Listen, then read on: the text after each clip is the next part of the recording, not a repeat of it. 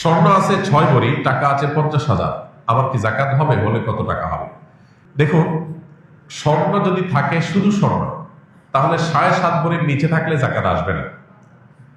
আর যদি স্বর্ণের সাথে টাকা বা রূপা থাকে, তাহলে সেক্ষেত্রে উভয়টার ভ্যালু বা মূল্য যোগ করে তার যোগফল যদি 52.5 ভরি রূপা মূল্যকে টাচ করে, তাহলে জাকাত আসবে।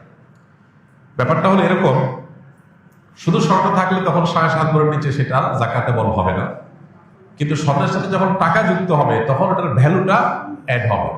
ধরা যাক আপনার কাছে স্বর্ণ আছে 6 ভরি, তাহলে 6 ভরি স্বর্ণের এখন বাজার দর আনুমানিক কত টাকা হতে পারে?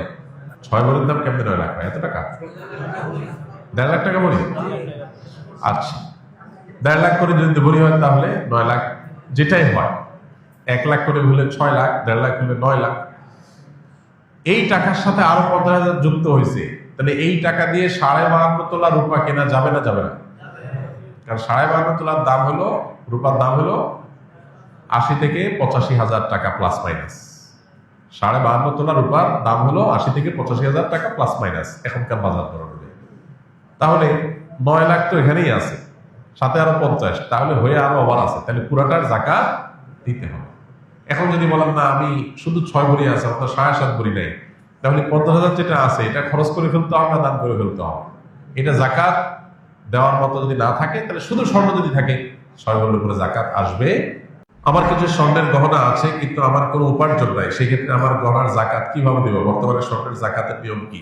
7.5 ভরি থাকলে দিতে হবে, নাকি বর্তমান স্বর্ণের দাম বৃদ্ধির কারণে নিয়মের তারতম্য আছে? বিস্তারিত জানতে চাই। নিয়মের কোনো তারতম্য নাই। 7.5 ভরি হলে আপনার পুরোটার জাকাত দিতে হবে, 7.5 ভরি বেশি থাকলে পুরোটার জাকাত দিতে হবে। 7.5 ভরির অতিরিক্তটার জাকাত শুধু না, সবটুকুর জাকাত আপনাকে দিতে হবে, বিক্রয় মূল্য ধরে 2.5% হারে। এখন প্রশ্ন হলো, কোনো মা বোন প্রশ্ন করতে পারেন, আমার ভাই গহনা আছে, স্বর্ণ আছে, কিন্তু আমার আসলে জাকাত দেওয়ার মতো টাকা নাই, আমি কোথেকে দেবো? এটার উত্তর হলো, আপনি প্রয়োজনে স্বর্ণের কোনো একটা অংশ বিক্রি করে দিবেন। আপনার এই স্বর্ণ, এটাকে যদি রিপেয়ার করা লাগে, ক্লিন করা লাগে, অনেকদিন পর স্বর্ণ অনেক সময় দেখা যায় একটু ওয়াশ করার লাগে, এই যে এটার প্রসেসগুলো করতে হয়। আপনি যদি বলেন ভাই আমার স্বর্ণ আছে, গহনা আছে, ময়লা হয়ে গেছে, ওয়াশ না করার কারণে এগুলো ব্যবহার করা যাচ্ছে না, পুরান পুরান দেখা যায়, ময়লা দেখা যায়, এদিকে আমার ওয়াশ করার মতো টাকা নাই আমার কাছে, তাহলে কি করবো?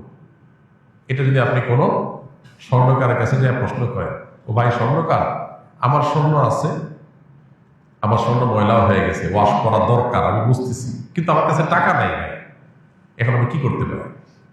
স্বর্ণকার কি বলবে আপনাকে? বলবে আপনি এমন করবেন অটোমেটিক ওয়াশ হয়ে যাবে, এরকম। স্বর্ণকার বলবেন ভাই আপনি প্রত্যেকে টাকা জোগাড় করবেন, আপনি জানেন স্বর্ণ যেহেতু আপনার ওয়াশ করতে হবে সেটা আপনি বুঝছেন যখন, তো ওয়াশ আপনাকে করতেই হবে, প্রয়োজনে স্বর্ণ কিছু অংশ বিক্রি করে করবেন, আর নাহলে অন্যভাবে টাকা জোগাড় করবেন। জাকাতটা হলো ওয়াশ করা যতটা প্রয়োজন, জাকাতটা ওয়াশের কাজ করে। জাকাত শব্দ অর্থ পবিত্র করা, সম্পদটাকে পরিচ্ছন্ন করে। পানি যেরকম ওয়াশ করে পরিষ্কার করে, জাকাত এরকম সম্পদকে পরিচ্ছন্ন করে। তো এই পরিচ্ছন্ন করার প্রয়োজনে আপনি কি স্বর্ণ একটু বিক্রি করে করবেন, নাকি স্বামীর কাছ থেকে বিভিন্ন ভাবে আদায় করে নেবেন জাকাতের টাকাটা, নাকি আপনি কোনোভাবে অনলাইন অফলাইন বিজনেস করে উপার্জন করে নেবেন, নাকি মহরের টাকা আদায় করে সেটা দিয়ে করবেন? আপনার বা, কিন্তু অপশন বহু আছে। হ্যাঁ, যদি আপনার কাছে কোনো অপশন না থাকতো তাহলে শরীয়ত আপনাকে বাধ্য করতো না, কারণ আল্লাহ বলেছেন লা ইউকাল্লিফুল্লাহু নাফসান ইল্লা উসআহা, আল্লাহ সাধ্যের বাইরে কিছু চাপিয়ে দেন না। এখন অল্প একটু বিক্রি করে তো আপনি করতে পারেন, হয়তো আছে, নাই সেটা বললে তো ভুল হবে। তো এই জন্য কেন শরীয়ত আসলে জাকাতের বিধান নেই? শরীয়ত চায় আমাদের সম্পদগুলো রুলিং থাকে, তাতে আমাদের আর্থিক যে অর্থনীতির চাকা সেটা সচল থাকবে, আমরা আমাদের অর্থনৈতিক অনটন দূর হবে, কোনো সম্পদ অনট যেন প্রয়োগ না থাকে। জাকাত দিতে হবে এই গরজে আপনি বাধ্য হয়ে ওটা টাকায় খাটাবেন, বা আপনি এটা বিজনেস করবেন, আপনি ইনকাম সোর্স বের করবেন। অনেক মেয়েরা আছে স্বামীরে মাফ করে দেয়, মহরের টাকা দেওয়া লাগবে না, থাক মাফ তোমার জন্য, এদিকে জাকাত দিতে পারতেছে না, এসে হুজুরের কাছে কাগজ লিখে দেয়। আপনি নিজে অভাবী, জাকাত দেওয়ার টাকা নাই আপনার কাছে, তো স্বামীর মাফ করতে বলছে কি আপনাকে? আপনি নিজে জাকাত দেওয়ার মতো আপনার যেটা নেসেসারি খরচ করতেই হবে, সেটার জন্য আপনার টাকা নেই, আপনি নিজেই তো গরিব, তাহলে তো সেখানে আপনি আবার দান করতে আসছেন কেন স্বামীকে? স্বামীর নাকে রশি দিয়া বলেন মহরের টাকা নিয়ে আসো, আমি জাকাত দেব। শেষ, তাহলে আপনি দায়মুক্ত হয়ে গেলেন।